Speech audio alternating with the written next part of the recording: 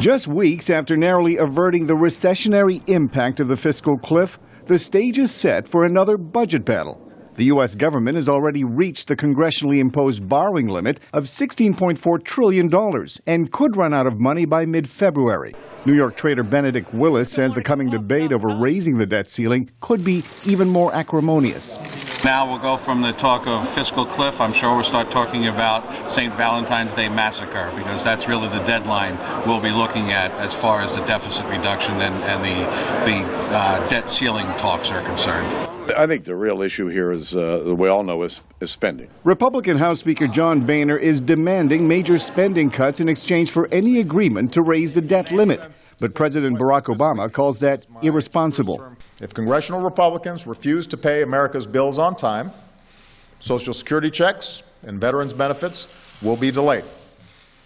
We might not be able to pay our troops or honor our contracts with small business owners. The government would be unable to pay the interest on its debts, creating massive turmoil in world markets. But analysts say the damage is already done. Financial advisor Frank Riley spoke to VOA via Skype. So if you're a business and you're about to hire 100 new employees, but you're not really sure what's going to happen with the debt ceiling, you're going to wait until that situation has passed. So as Congress is bickering, it's really kind of like pulling back the reins on the horse and not letting the horse run. The last budget battle in 2011 resulted in the first credit downgrade of U.S. debt.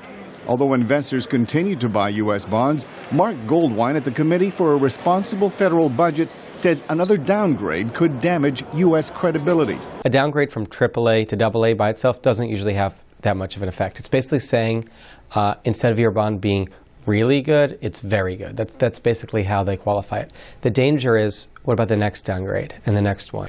House Speaker John Boehner admits the consequences of not increasing the debt limit are real. But he says so too are the consequences of allowing the country's spending to go unchecked. In Washington, Miller Arcega, VOA News. Mr. Casey. Aye. Mr. Chambliss.